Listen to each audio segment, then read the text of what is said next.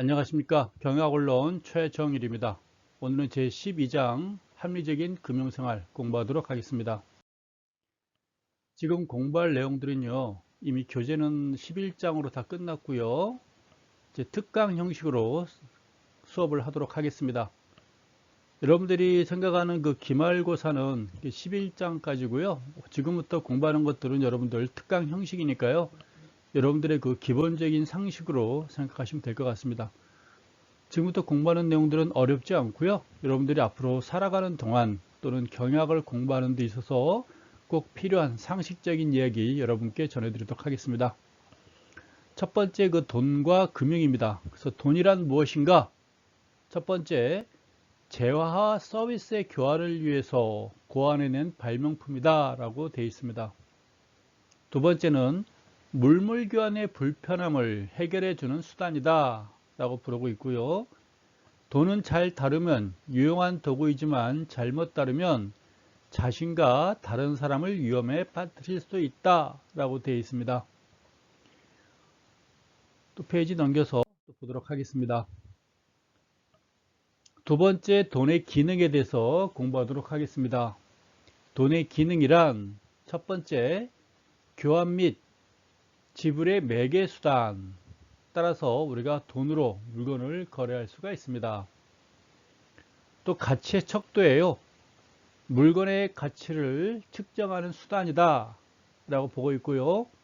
세 번째는 가치의 저장, 저장했다가 필요할 때 사용할 수 있다 라고 되어 있습니다. 옆에 그림을 보니까요, 첫 번째 재화나 서비스의 교환 이렇게 되어 있고요.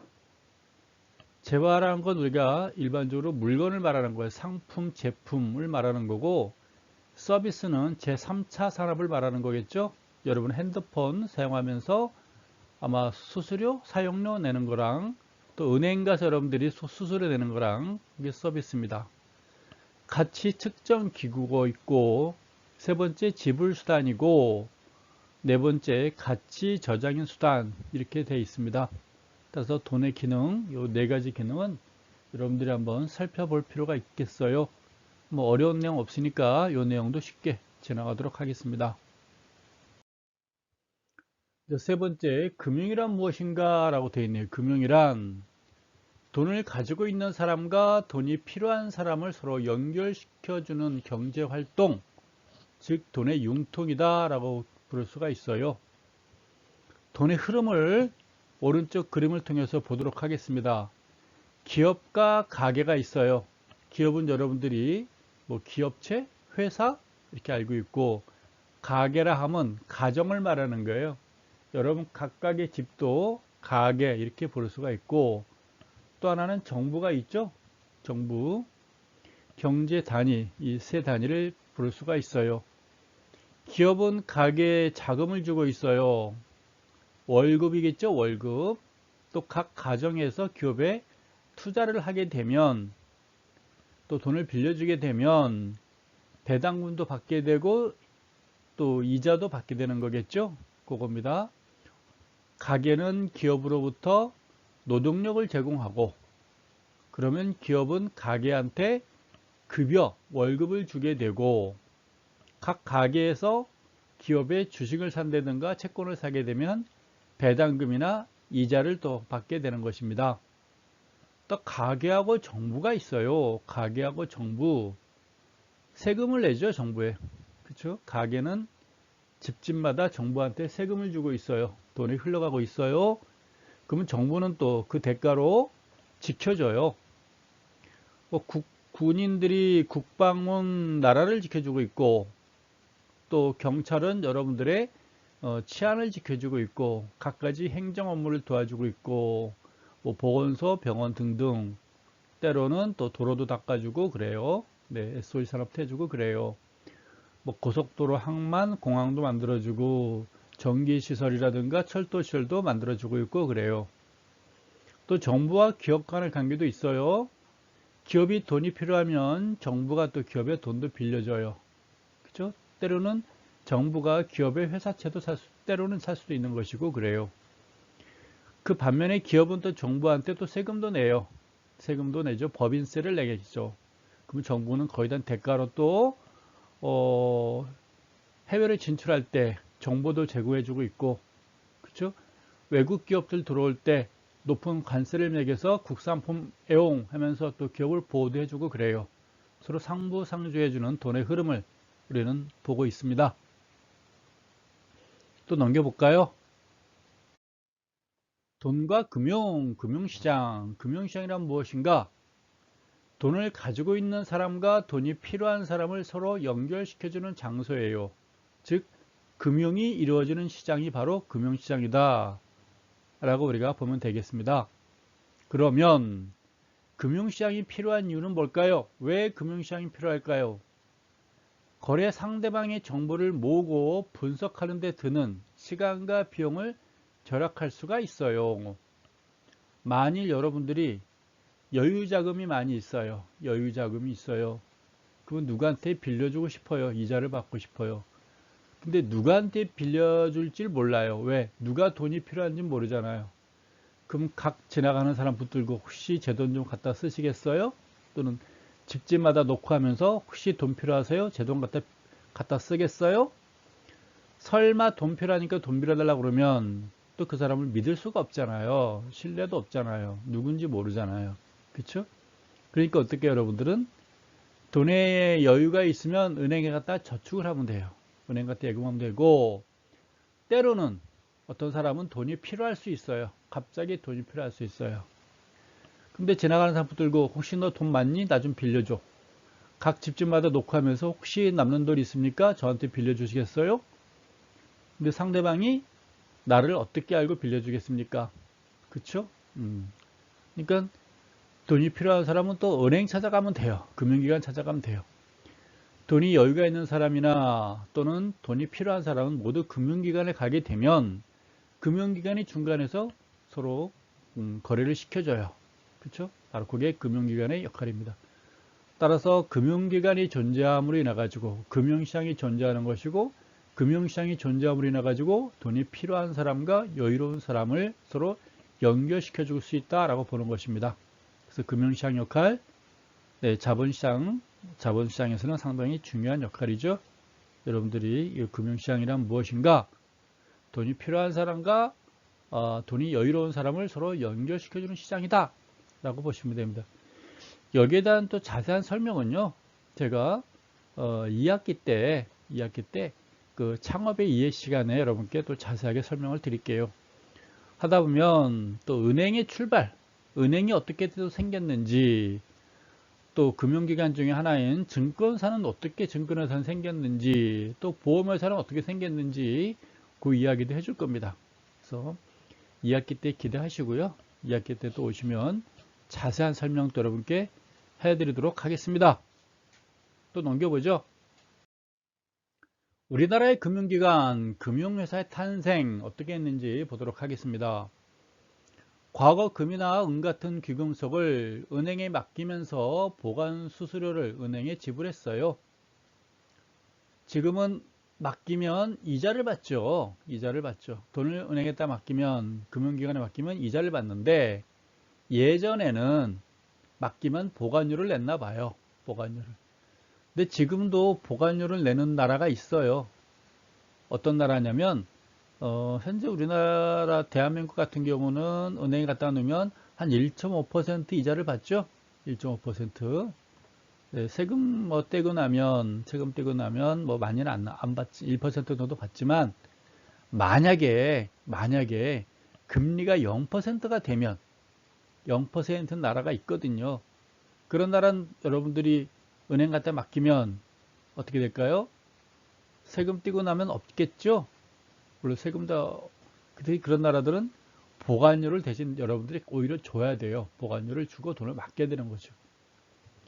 은행은 기금속을 맡긴 사람들이 한꺼번에 찾으러 오지 않는 것을 알게 되면서 금과 은을 돈이 필요한 사람에게 빌려주고 이자를 받기 시작했습니다. 이자를 받는 것이 보관수수료를 받는 것보다 이익이 많아서, 따라서 금과 은을 예치하기 시작하여 오늘날 금융기관으로 발전했습니다 라고 되어 있는데요. 요 부분은 2번과 3번 같은 부분은 아마 미국의 서부 개척 시대를 여러분들이 아마 생각하면 될 것 같아요. 이런 이야기도 제가 여러분께 2학기 때 자세하게 설명드리도록 하겠습니다. 우리나라 금융기관 두 번째 이야기, 금융기관에는 주로 은행과 증권사, 보험회사 이렇게 있어요. 은행사, 증권사, 보험회사. 은행은요, 가게나 기업으로부터 예금을 받아 모은 자금을 돈이 필요한 사람에게 빌려주는 금융기관을 은행이라 부르고 있어요.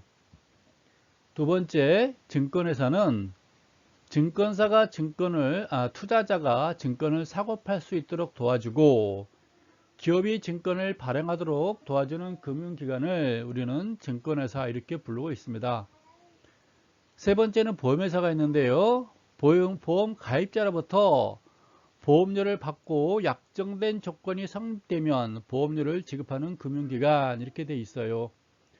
혹시 여러분들이 지금 제 소리 듣다 보면 고양이 소리가 혹시 들릴 수가 있어요. 이해를 하십시오. 제가 지금 이 방송을 하고 있는데 우리 집 고양이 4마리가 있는데 지금 제 옆에 고양이들이 왔다 갔다 하네요. 어떻게 제가 쫓을 수도 없고 네, 그러니까 혹시 고양이 소리가 들리거든 예쁘게 들어주시기 바랍니다. 저한테 밥 달라고 그러는 것 같아요. 은행의 역할은 무엇이냐? 여러분들이 오며 가며 은행들 많이 있죠? 우리나라 은행하면 국민은행, 신한은행, 우리은행, 제일은행인데 뭔가 이름이 바뀐 게 하나 있어요. 시트은행도 있고 또 있나요? 여러 개 있어요. 네, 저 생각난 것만 얘기했어요. 네. 은행의 주된 역할은 여러분들이 예금을 하는 게 있고 또 어른들께서 집 살 때 전세자금 필요할 때 가서 대출 받는 게 있어요. 그렇죠? 갖다 맡기는 건 예금이고 가서 돈을 빌려오는 건 대출이에요. 우리 소비자 입장에서. 그래서 은행의 주 업무는 예금과 대출이에요. 줄여서 예대 업무 그래요. 예금과 대출. 그럼 예금이 먼저예요? 대출이 먼저예요? 이것도 2학기 때 자세하게 설명드리도록 하겠습니다. 그 다음에 이제 증권회사가 있어요. 은행의 2대 업무는 예금과 대출인데 증권회사의 업무는 크게 3대 업무가 있어요. 3대 업무. 첫 번째는 브로커 업무예요. 브로커. 여러분들이 주식 사고 싶으면 증권사 가서 사고, 팔고 싶으면 팔고, 그걸 증권사한테 부탁하는 거죠. 그럼 증권사는 중간에서 브로커, 중개 업무를 해줘요.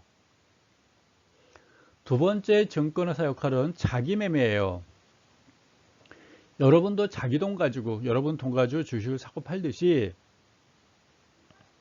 증권회사도 자기 자본금 가지고 또 주식을 사고 팔고 있어요.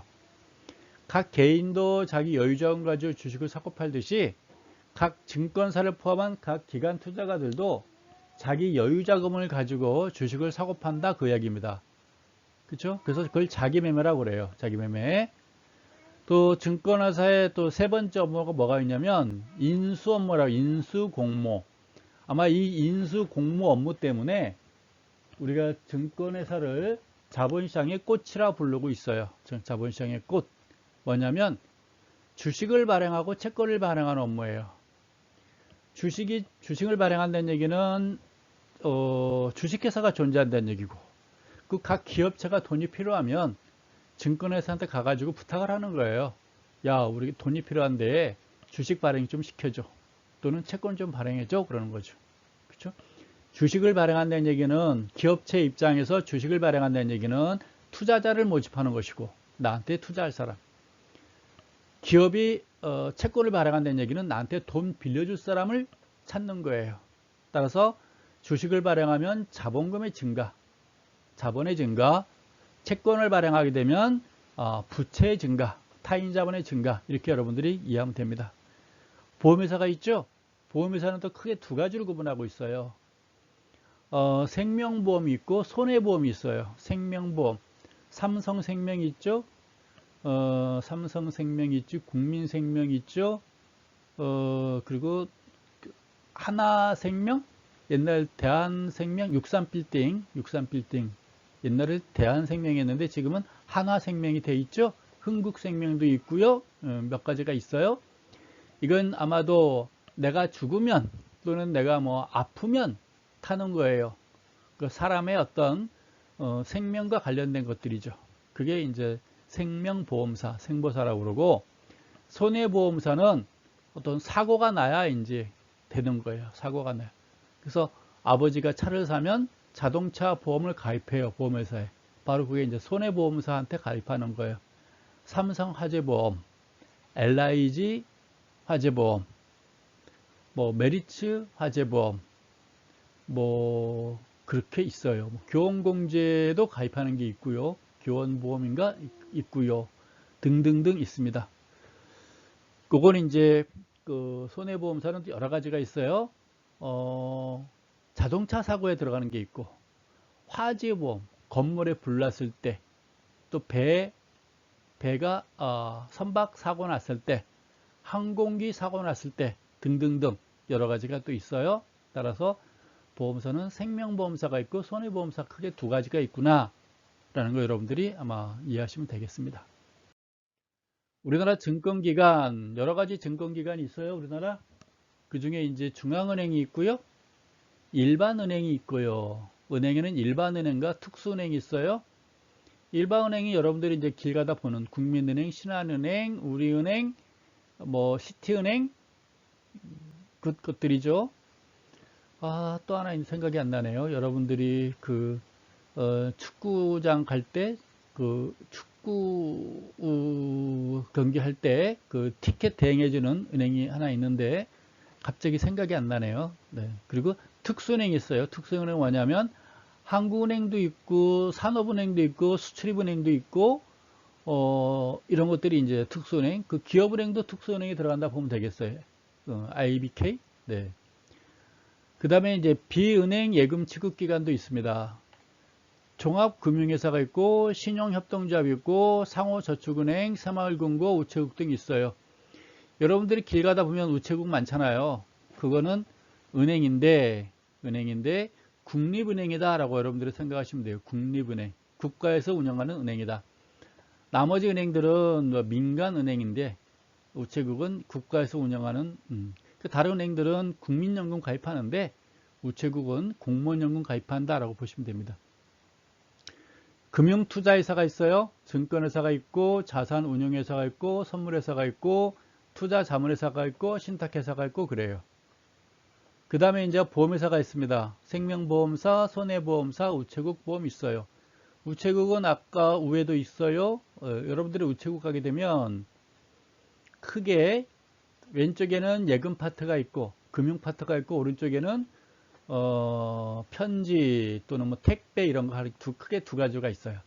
왼쪽 파트는 대부분 거기 이제 직원분들 2명이 앉아 있죠. 금융 파트예요. 오른쪽에도 한 2분 정도 앉아 계시죠. 그거 이제 택배 업무, 우편 업무 맡고 있는 쪽입니다. 그래서 왼쪽에 보면 금융 파트인데 금융 파트도 자세히 보게 되면 한쪽에는 예금을 맡고 있고 한쪽에는 아마 보험 업무 쪽 맡고 있을 거예요. 그 두 가지 업무로 나누고 있습니다. 기타 금융기관에는 여신 전문 금융회사가 있고 모험 자본 금융회사, 예. 그 다음에 이제 금융보조기관이 있는데 금융감독원 있고 예금보험공사가 있고 금융결제원 등등이 있어요. 이런 내용도 자세하게 제가 또 2학기 때 여러분들이 창업 수업을 들으면 제가 자세하게 또 설명드리도록 하겠습니다. 우리나라 금융기관 한국은행, 일반은행, 증권회사, 우체국, 협동조합, 보험회사 있다는 거 앞에 설명드렸죠? 혹시라도 한국은행이 어디 있어요? 물어보시면 명동에 있어요. 이렇게 말하고 싶어요. 명동에 한국은행이 있습니다. 명동은 시청하고 여러분들의 명동 사이에 한국은행 있죠? 앞에 분수대도 있고요. 그래요.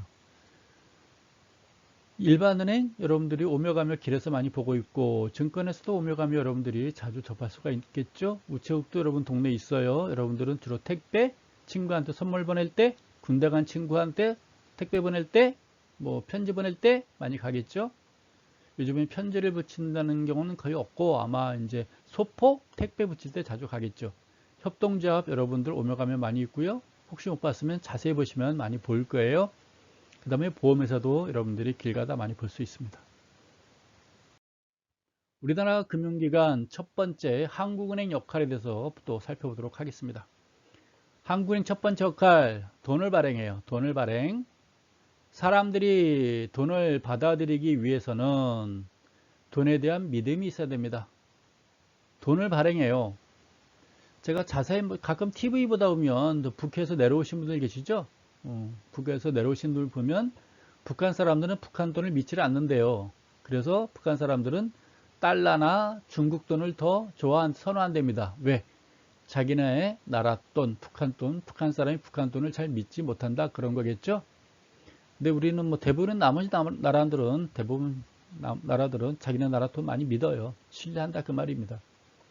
물론 당연히 우리 한국에서 발행한 돈 믿고 있습니다. 그렇죠?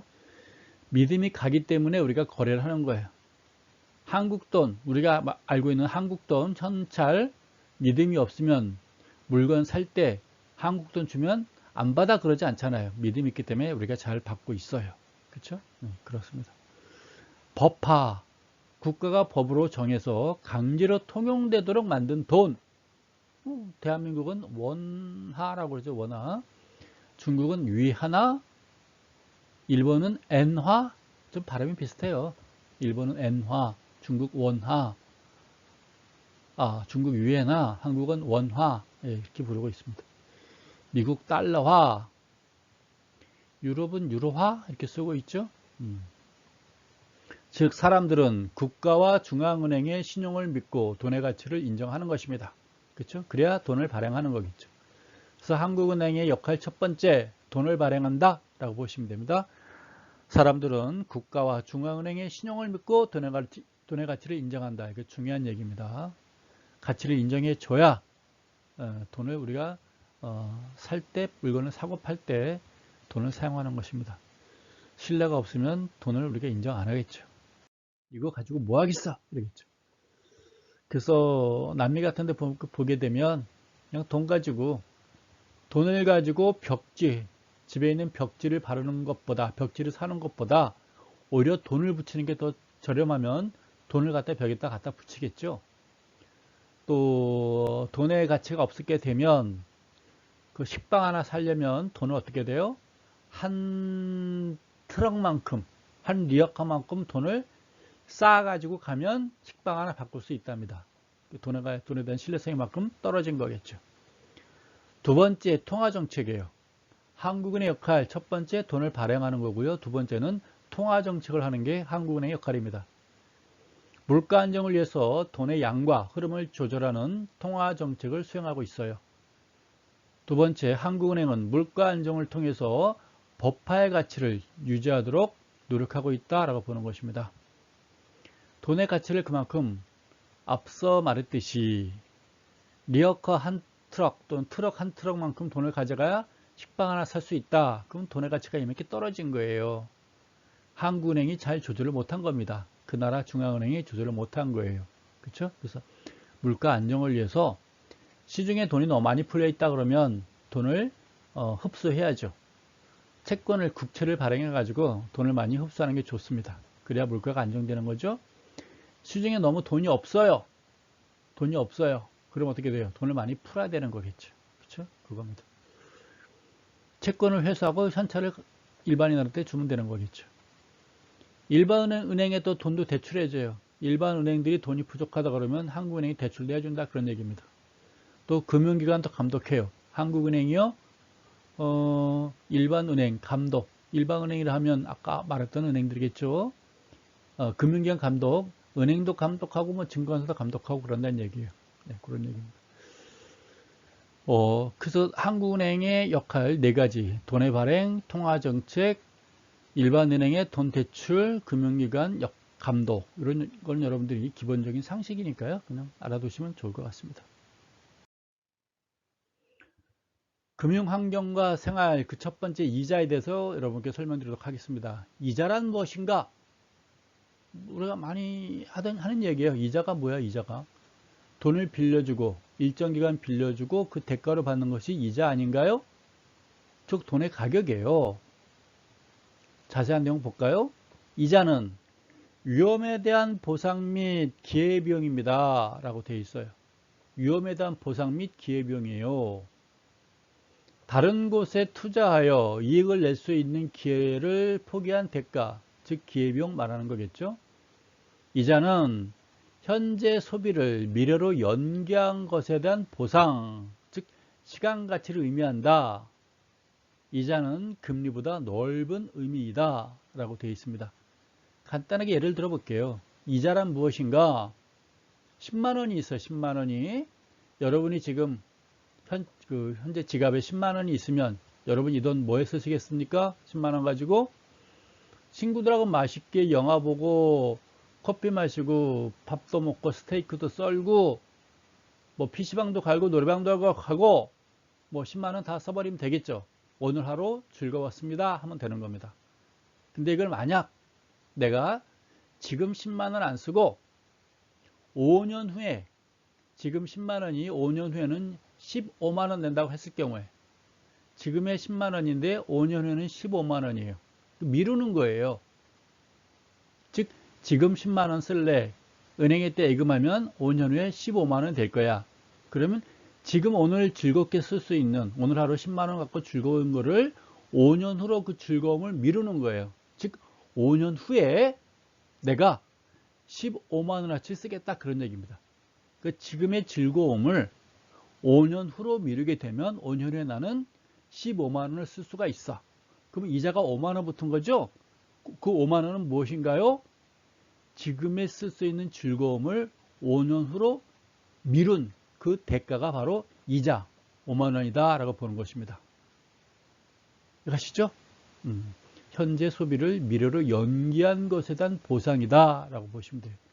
이 기회비용이라는 게 또 무엇이냐? 여러분 경영학 공부하다 보면 기회비용 많이 나와요. 이곳에 투자할 걸 이곳에 썼다. 마찬가지예요. 내가 오늘 10만 원이 있는데 이 돈 가지고 내가 뭐랄까 컴퓨터를 살까 뭐 여행을 갈까 그런 거겠죠. 컴퓨터 사면 여행에 대한 기회를 놓치는 거고 여행을 가면 컴퓨터를 살 수 있는 기회를 놓친 거고 그런 거 아닐까요? 그겁니다. 그래서 이자에 대해서도 우리가 재미있게 할 얘기가 많거든요. 2학기 때 여러분 창업 시간 들어오시면 이자에 대해서 재미있게 설명하도록 하겠습니다. 또 이번에는 금융환경과 생활에 대해서 단리와 복리가 있어요. 이자란 무엇인가? 빌려줄 때 원금과 일정 기간 후 돌려받는 금액과의 차액이 이자입니다. 이자율이란 무엇인가? 금리예요. 이자가 원금에서 차지하는 비율, 이자율. 이자율의 공식은 원금 나누기 이자 곱하기 100이죠. 이자율. 100만 원 예금을 했는데 이자가 15만 원 붙었어요. 그럼 이자율 얼마예요? 100분지 15 곱하기 100 하면 되겠죠. 네, 15%. 너무 쉬운가요? 단리. 원금의 이자가 붙는 방식이 단리고요. 복리는 원금에 이자까지 이자에 이자가 붙는 게 복리예요. 원금에 대한 이자도 있고 이자에 이자가 붙는 게 바로 복리다라고 보는 것입니다. 이건 여러분들이 아마 중고등학교 때 배웠을 것 같아서 간단하게 지나갈게요. 단리는 원금에만 이자가 붙는 게 단리고 복리는 원금 플러스 이자에 이자가 붙는 게 복리다라고 보시면 됩니다. 재밌죠? 금융환경과 생활이에요. 이번에는 실질 이자율과 명목 이자율 공부하도록 하겠습니다. 물가가 올라간다면 돈의 가치는 어떻게 될까요? 물가가 오르면 돈의 가치는 과연 어떻게 될까요? 떨어지겠죠. 시중에서 발표되는 이자율은 단순히 명목 이자율이에요. 명목 이자율. 실제 이자율은 무엇인가? 명목 이자율 빼기 물가 상승률이 되는 거겠죠. 은행 갔다 여러분들이 100만 원 집어넣는데요. 이자율이 10%예요. 따라서 이자가 10만 원 나왔어요. 근데 그 1년 동안 이자를 10% 받는 그 동안 물가가 무려 15% 올랐다면 나는 오히려 손해본다 그 말이겠죠. 물가가 더 많이 올라가게 되면. 다시 말해서 그 이자는 10%인데 그래서 100만 원 투자했을 때 10만 원 이자가 생겼는데 만약에 물가 상승률은 7%면 나는 10만 원을 받았으나 실제로 내가 챙긴 것은 실질적인 이자율은 10만 원 빼기 물가 상승률 7% 7만 원을 빼게 되면 내가 실질적인 이자율은 이자는 3%밖에 안 된다 그런 얘기예요. 그렇죠? 명목 이자율과 물가 상승률 감안하시라 그 말입니다. 이것도 우리가 어느 나라 그 GDP 그 나라 적정 금리를 따질 때 상당히 중요한 거거든요. 나라마다 금리가 다 다르잖아요. 미국은 지금 한 3, 4% 됐나요? 한국은 지금 1.5%고요. 일본은 금리가 거의 없다고 보면 되겠죠. 남미 같은 데는 금리가 지금 10%, 20%만 올라가잖아요. 남미 같은 데는. 그렇죠? 그럼 나라마다 금리가 다 달라요. 금리가 다른 이유는 각 나라마다 적정 금리는 그 나라 GDP 상승률 플러스 물가 상승률 합친 게 적정 금리예요. 그건 2학기 때 또 자세하게 여러분께 설명드리도록 하겠습니다. 2학기 때 여러분들 제 수업 들으면 들을 게 많아요. 실질 이자율과 명목 이자율 2 동일한 이자율에서도 수익률이 달라질 수가 있어요. 이자율이라 하면 일정한 기간을 정해놓고 그 기간에 발생한 이자가 원금에서 차지하는 비율을 이자율이라고 부르는 것이고 수익률이라 하면 일정 시점에서 평가할 때 원금에서 차지하는 수익의 비율을 우리가 수익률 공식은 원금 분지 수익 곱하기 100 가로치고 퍼센트 하면 되겠죠? 네, 이렇게 이자율과 수익률의 차이. 이자는 채권을 사게 되면 은행에 예금하게 되면 자연스럽게 나오는 게 이자고요. 수익률은 이거는 수익이라면 투자를 했다는 얘기죠. 이자율은 예금을 한 거고 수익률이란 얘기는 뭔가 내가 투자를 한 거예요.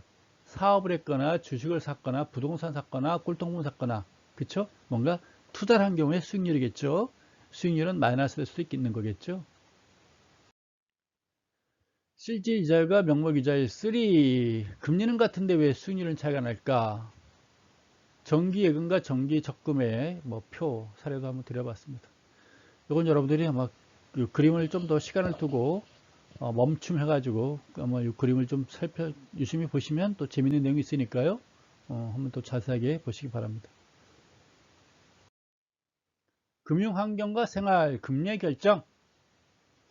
돈을 빌리려는 사람이 돈을 빌려주는 사람보다 많으면 돈을 서로 빌리려고 그래요. 돈을 빌리겠다는 사람이 많으면 어떤 사람이 와가지고 나 3%, 다른 사람은 나 4%, 또 다른 사람은 5%, 6%, 7%만 올라가겠죠? 서로 돈을 빌리려고 하는 거예요.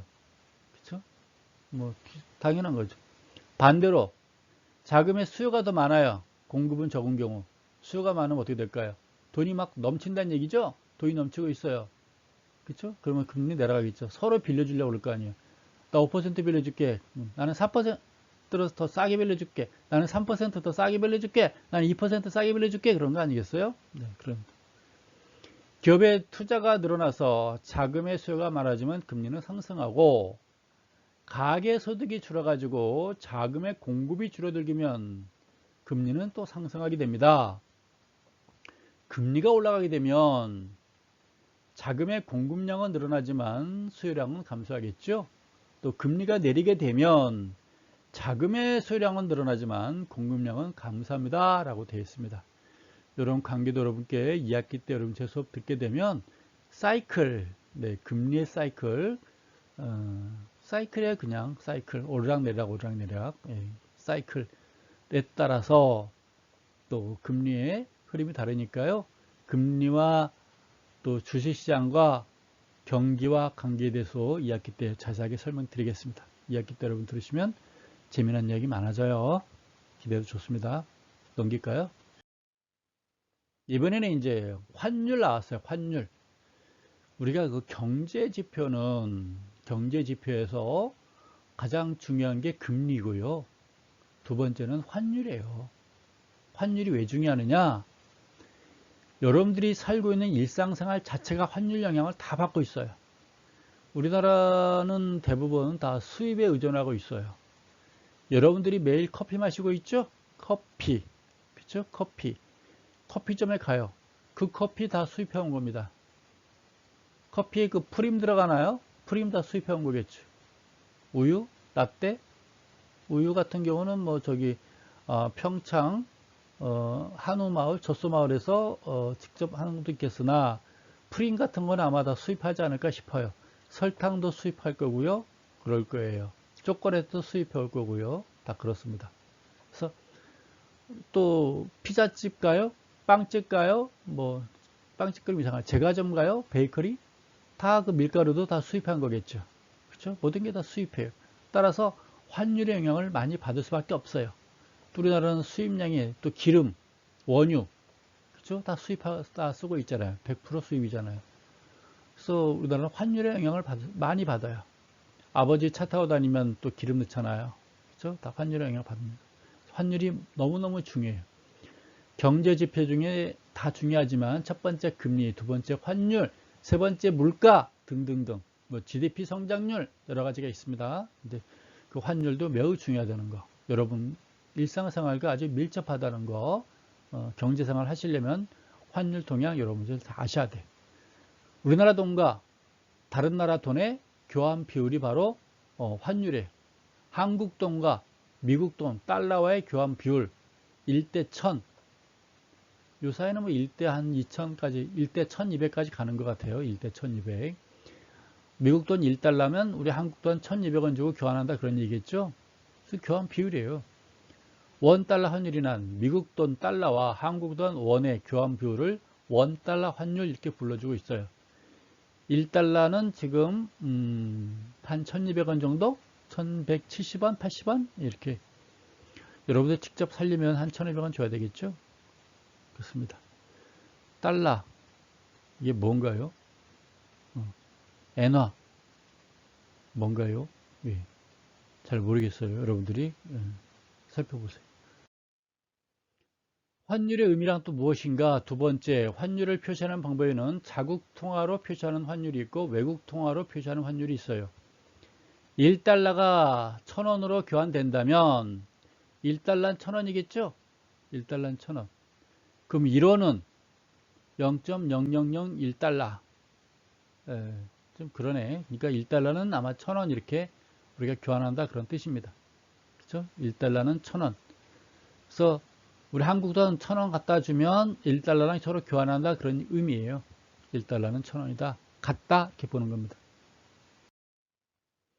금융환경과 생활 환율의 의미 3. 1달러가 1000원에서 1500원으로 변동했다면 우리는 이거를 환율 상승 이렇게 불러주고 있어요. 다시 말해서 지금은 1달러하고 1000원하고 교환을 하는데 시간이 지나다 보니까 1000원이 아니라 1500원을 갖다 줘야 1달러랑 교환한다 그 말입니다. 환율이 상승했어요. 1000원에서 1500원으로 환율은 상승했어요. 그 말은 달러 가치가 오른 것이죠. 1달러가 1000원이랑 놀았는데 시간 지나다 보니까 1달러가 1500원이랑 놀아요. 그렇죠? 달러 가치가 올라간 거죠. 그럼 반대로 원화 가치는 하락한 거죠. 1000원 주고 1달러 교환했는데 1500원 주고 1달러랑 교환한다는 얘기는 뭐겠어요? 달러 가치는 올라갔고 상대적으로 원화 가치는 떨어진 거죠. 그렇죠? 환율은 상승했지만 원화 가치는 떨어진 거예요. 가치 하락. 따라서 원화의 평가 절하 이렇게 부르는 것입니다. 재밌지 않나요? 이건 상식이에요, 여러분들. 알아야 되나요, 말아야 되나요가 아니라 이건 반드시 알아야 되는 사항들이에요. 밑에 보면 1달러가 1000원에서 800원으로 변동했다면 이건 우리가 환율 하락 이렇게 말해요. 즉 달러 가격이 내린 것이다. 이는 1000원 주고 1달러 교환했는데 어느 날 보니까 800원 주고 1달러랑 교환하는 거예요. 그렇죠? 환율은 하락했어요. 달러 가치가 떨어졌다 그 말입니다. 그 상대적으로 원화 가치는 올랐죠. 원화의 평가 절상. 왜? 1000원 주고 1달러 교환했는데 지금 800원만 줘도 1달러 교환되잖아요. 그렇죠? 이렇게 여러분들이 보시면 돼요. 요 페이지에 있는 것들은 알아야 되나 말아야 되나 고민할 게 아니라 100% 반드시 알아야 되는 상황이다 라고 여러분께 말씀드리고 싶습니다. 기본적인 상식들이니까요. 이런 것들은 필히 알아두시길 바라겠어요. 또 자세한 내용은 2학기 때 또 자세하게 해드릴게요. 금융환경과 생활, 환율의 결정 1. 환율은 수요와 공급에 의해서 결정됩니다. 외국 돈, 외화의 수요가 많아지면 환율은 상승하고 외국 돈의 공급이 많아지면 환율은 당연히 하락한다 라고 보는 겁니다. 외국 돈이 많아지면 외국 돈의 수요가 막 너도 나도 외국 돈 사겠다고 그러는데 그 말입니다. 그럼 당연히 외국 돈의 가치가 올라가겠죠. 외국 돈이 막 발에 채요. 길 가다 보니까 외국 돈이 너무 많아요. 발에 채요. 그 외국 돈의 가치는 떨어지고 상대적으로 원화 가치는 올라가겠죠.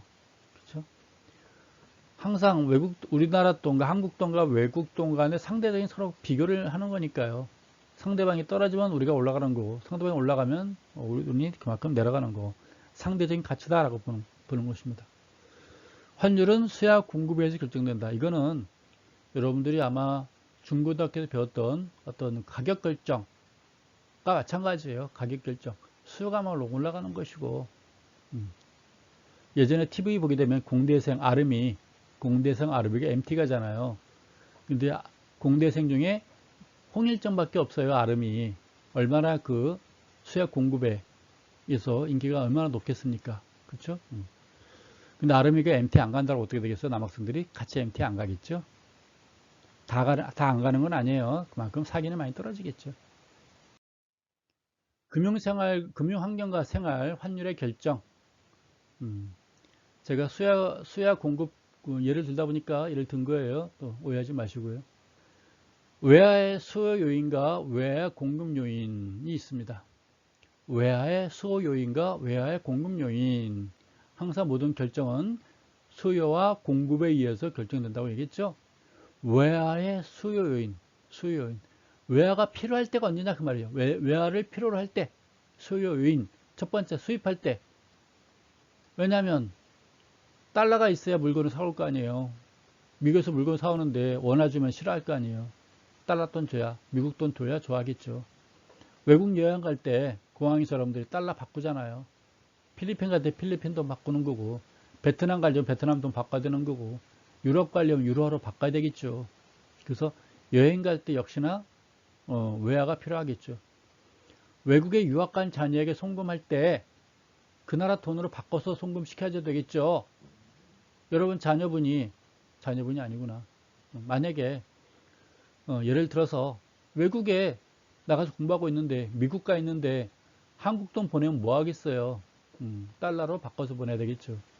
외국에 투자할 때 그 나라 미국에 투자한다면 미국 돈 달러로 바꿔서 투자해야 되는 거겠죠. 반대로 외화의 공급 요인이에요. 외화의 공급 요인. 수출할 때 외화가 들어오겠죠. 수출하게 되면 외화가 들어오겠죠. 외국 관광객이 한국 여행할 때 걔네들이 한국 돈으로 바꾸던가 한국 돈 바꾸면서 달러가 들어오겠죠. 또는 달러로 물건 사겠죠. 달러가 막 들어오겠죠. 외국인이 한국에 투자할 때 원화로 투자해야죠. 그럼 어떻게 돼요? 달러 가져와서 원화로 바꾸겠죠. 달러가 막 들어오겠죠. 바로 그겁니다. 따라서 만약에 수출이 늘어나면 어떻게 될까요? 달러가 막 들어오겠죠, 한국에. 수출을 하게 되면 달러가 한국에 막 들어오겠죠. 미국에 수출을 만나게 되면 미국 애들이 한국 돈 주면 좋은데 달러로 줄 수도 있잖아요. 또는 한국 돈을 바꿔서 줄 수도 있잖아요. 그럼 어차피 한국 돈 바꾸려면 달러가 들어오는 거 아니겠어요? 수출을 많이 하게 되면 달러가 막 들어와요. 달러가 막 발에 차요. 환율이 하락하겠죠. 원화 가치가 올라가겠죠. 만약에 수입이 늘어나게 되면 달러가 많이 필요하게 돼요. 달러가 필요하게 되면 달러 가치가 올라가겠죠. 환율 상승하겠죠. 바로 그런 겁니다. 이것도 여러분들이 상식적으로 알아줘야 되는 부분이 아닌가 싶어져요. 오늘은 상식 공부 많이 하고 있습니다. 그렇죠? 거의 다 끝나가요. 네. 오늘은 특강 같이 하기 때문에 좀 길게 하지 않겠어요. 좀 짧게 하도록 하겠습니다. 금융환경과 생활인가요? 네. 환율 변동의 영향. 환율이 오르면 외국 돈을 팔려는 입장, 외환의 공급에 있는 입장의 사람들은 유리해지고 외국 돈을 사야 하는 사람의 입장, 외환의 수요를 쪽에 있는 사람들은 불리해진다. 만약 1달러가 1,000원에서 1,500원으로 상승하게 되면 1,000원에서 상승하게 되면 수출업자는 유리하고 수입업자는 불리해요. 왜?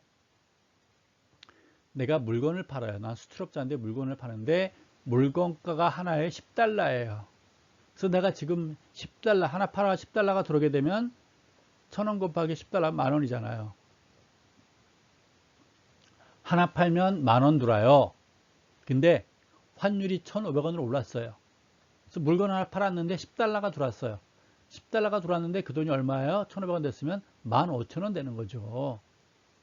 그렇지 않을까요? 그래서 1달러가 1,000원에서 1,500원 되면 수출업자들은 유리해요. 반대로 수입업자는 하나 사올 때 1달러였는데 부품 가격 하나가 1달러였는데 하나 사올 때마다 1달러씩 줬어요. 그래서 그때는 1달러니까 1,000원씩 줬는데 지금은 하나씩 사오려니까 어떻게 되겠어요? 1달러인데 어떻게 될까? 1,500원 줘야 되죠. 그래서 1달러가 1,000원에서 1,500원 되게 되면 수출업자는 아주 유리하나 수입업자는 불리하다. 그래서 수출업자는 환차익 500원의 환차익이 발생하는 것이고 수입업자는 500원만큼의 환차손이 발생한다 라고 보는 것입니다. 그렇죠? 그래서 우리가 주식에 투자한다라든가 또는 그 물류시장이 뛰어든다든가 무역을 한다든가 할 때 앞으로 환율이 올라간다 또는 환율이 떨어진다 이런 거를 여러분들이 예상을 한다면 커피 재료를 미리 많이 사둘 것인가 좀 천천히 살 것인가 밀가루도 미리 사둘까 설탕 미리 사둘까 원유 미리 살까 고민하게 되는 거겠죠. 그래서 환율이 우리나라 경제에 여러분 가계에 매우 중요한 것이다. 그래서 금리 변동 못지않게 환율 변동도 중요하기 때문에 여러분들이 여러분 스스로도 예측할 수 있다면 좋은 거겠죠. 예측은 못하더라도 신문을 보다 보니까 인터넷 보다 보니까 앞으로 환율이 오를 것 같다라든가 현재 환율이 떨어지고 있다라든가 그런 걸 여러분들이 기사로 딱 봤을 때 앞으로 우리나라 경제가 어떻게 되겠구나. 그렇죠? 수출업자가 유리해지겠구나. 수입업자가 불리해지겠구나. 여러분들이 그 정도는 알면 참 좋겠다라고 말하고 싶어요. 일반적으로 환율이 상승하게 되면 수출은 증가하고 수입은 당연히 감소하게 되는 거겠지요.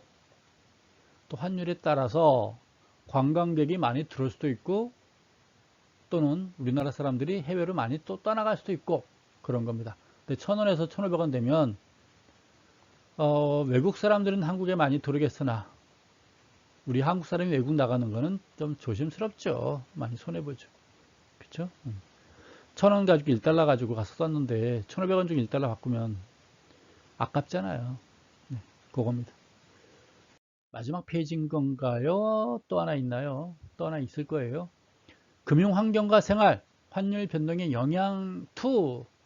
환율이 상승하게 되면 1달러가 1,000원에서 1,500원 올라가게 되면 첫 번째, 수입 부품의 가격 상승으로 인해 가지고 국내 물가 상승 압력을 받게 된다.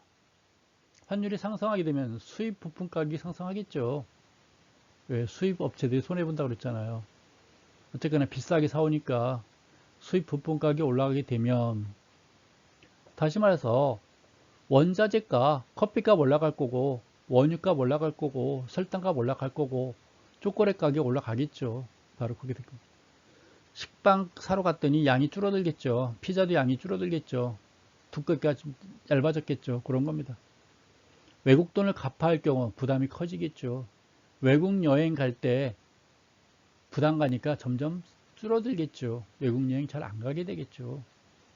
반대로 환율이 하락하게 되면 1달러가 1,000원에서 800원이 되면 수입 부품의 가격 하락으로 인해 가지고 국내 물가 하락 압력 생기겠죠. 외국 돈을 갚아야 할 경우 부담이 적어지겠죠. 또 외국 여행 수요가 늘어나게 되겠죠. 바로 이런 것들입니다.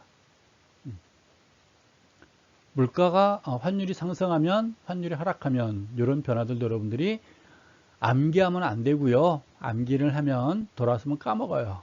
헷갈려요. 그러니까 여러분들이 이해를 하시면 돼요. 한 번만 이해하면 평생 가요. 초등학교 때 소금물 농도, 또 시간, 속도, 거리, 초등학교 때 한번 공부해가지고 이해했으면 중학교, 고등학교 때까지 아는데 초등학교 때 이해 못하면 중학교, 고등학교 때 이해 못하잖아요. 마찬가지예요. 이것도 환율도 물가도 금리도 한 번 딱 이해하면 평생 가는데 한 번 이해 못하고 헷갈리면 계속 헷갈릴 수 있어요. 여러분들이 지금 마지막 기회다 생각하시고 이해하시면 됩니다. 마지막 페이지입니다. 환율 변동의 영향 3. 한 개당 1,000원의 배를 외국에 수출할 경우, 배는 먹는 배인가 봐요. 환율이 상승하면 1달러가 1,000원에서 1,500원 상승하게 되면 뭐 이런 영향. 환율이 하락하게 되면 1달러가 1,000원에서 800원으로 빠지게 되면 이런 표시를 제가 자세하게 해놨습니다. 표 보시고요. 요거는 페이지 넘기면 땡큐 감사합니다가 없어요. 그래서 이상 이 시간으로 오늘은 좀 짧게 특강 시간이니까 여러분 부담 없이 공부하시라고 좀 짧게 줄여봤습니다. 여러분 감사하고요. 여러분들도 레포트 쓰느라 고생 많으셨고 레포트 거의 100% 다 제출한 것에 대해서 여러분께 깊이 감사드리고 여러분께 거의 다 보상으로 좋은 평가 모두 드리도록 하겠습니다. 여러분 고맙습니다.